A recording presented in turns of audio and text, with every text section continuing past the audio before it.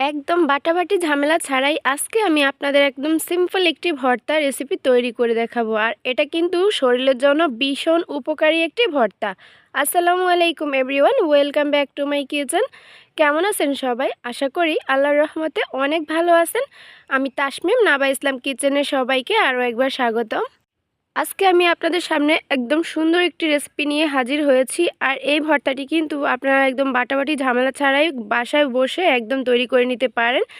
আর এই ভর্তাটিতে কিন্তু আপনারা গরম ভাতের সাথে 1 প্লেট ভাত নিমিশিয়ে খেতে পারেন। তো চলুন দেখিয়ে দিচ্ছি কীভাবে আপনারা রেসিপিটি তৈরি করবেন। প্রথমেই এখানে আমি হাফ কাপ রসুন নিয়েছি। আর আপনারা দেখতেই পাচ্ছেন আমি এখানে বড় সাইজের যে রসুন কলিগুলো আছে সেগুলো নিয়েছি।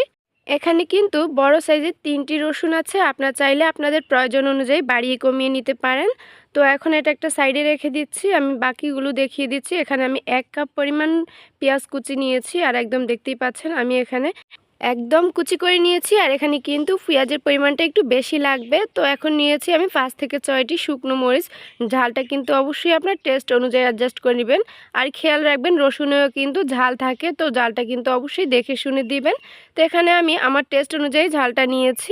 চলে যাচ্ছি কিচেনে। একটা ফ্রাই প্যান নিয়েছি। এখানে আমি 1.5 চা চামচ পরিমাণ এখানে আমি সরিষার তেল নিয়েছি। আর এখন আমি যে মরিচগুলো নিয়েছি সেগুলো একটু ফ্রাই করে নিব।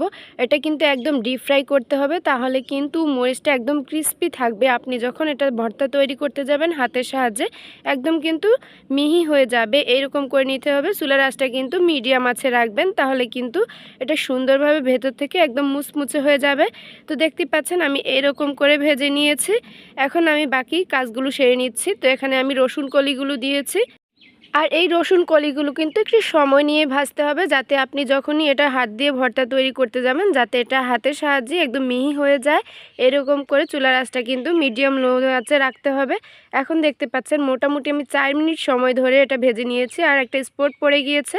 তো আমার রসুন কলিগুলোও কিন্তু সুন্দরভাবে ভাজা হয়ে গিয়েছে। আবারও আমি এখানে 1.5 চা চামচ পরিমাণ সরিষার তেল অ্যাড করে দিয়েছি।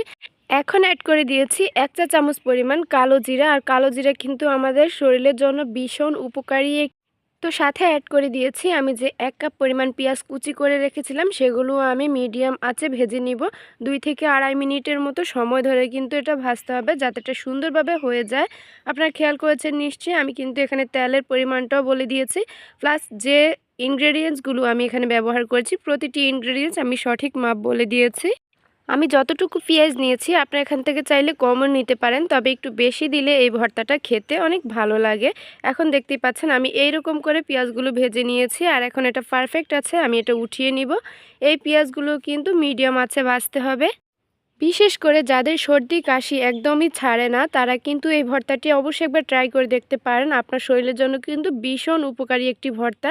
তো আমি মরিচগুলো নিয়েছি আর এখানে সামান্য পরিমাণ লবণ নিয়েছি, মোটামুটি হাফ চা চামচ পরিমাণ হবে। তো এখন আমি এটা ভালো করে হাত দিয়ে একটু মেখে নিচ্ছি। দেখতে পাচ্ছেন এটা কিন্তু একদম হাতের সাহায্যে একদম গুঁড়া করে নিতে হবে। তো দেখতেই পাচ্ছেন আমি একদম গুঁড়া করে নিয়েছি, এইরকম থাকতে হবে। এখন আমি অ্যাড করে দিচ্ছি রসুন কলিগুলো আমি যেগুলো ভেজে রেখেছিলাম। আর এগুলো আমি হাতের সাহায্যে একটু মেখে নিচ্ছি। এই ভর্তাটি কিন্তু আপনারা গরম ভাতের সাথে সার্ভ করবেন, তাহলে কিন্তু খেতে অনেক মজা হয়। অবশ্যই কিন্তু একবার বাসায় ট্রাই করে দেখতে পারেন। ভিডিওটি ভালো লেগে থাকলে অবশ্যই চ্যানেলটি সাবস্ক্রাইব করার অনুরোধ রইল। আর হ্যাঁ, লাইক কমেন্ট শেয়ার করতে কিন্তু ভুলবেন না। আপনার ছোট্ট একটি শেয়ারে কিন্তু যে কারো উপকারে আসতে পারে। খেয়াল করেছেন নিশ্চয়ই রসুনগুলো কিন্তু আমি হাতের সাহায্যে একদম ম্যাশ করে নিয়েছি। আর এইরকমভাবে কিন্তু এটা তেলে ভেজে সেদ্ধ করে নিতে হবে, তাহলে একদম সুন্দরভাবে এটা আপনি হাতের সাহায্যে ম্যাশ করে নিতে পারবেন।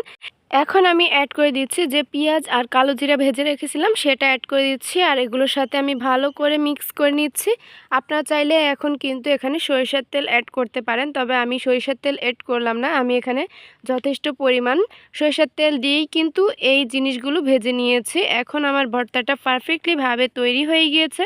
আর আমি এটা গরম ভাতের সাথে সার্ভ করব। আপনারা চাইলে একটু বেশি পরিমাণে তৈরি করে একটা এয়ারটাইট বক্সে ঢুকিয়ে আপনার নর্মাল ফ্রিজে 3 থেকে 4 দিন রেখে এই ভর্তাটি খেতে পারেন। এটা কিন্তু আপনার শরীরের জন্য ভীষণ উপকারী একটি ভর্তা। তো এখন এই ভর্তাটির লুকসটা দেখতে পাচ্ছেন, মাশাআল্লাহ এটা দেখতে যেমন খেতেও কিন্তু মাশাআল্লাহ অসাধারণ হয়েছিল। আমি যতবারই এভাবে বাসায় তৈরি করি অনেক প্রশংসা হয়। আপনারা কিন্তু বাসায় ট্রাই করে দেখতে পারেন। এটা কিন্তু খেতে অনেক ভালো আর শরীরের জন্য ভীষণ উপকারী একটি ভর্তা। আজকের মতো এখানেই বিদায় নিচ্ছি। দেখা হবে নতুন কোনো রেসিপিতে। আল্লাহ হাফেজ।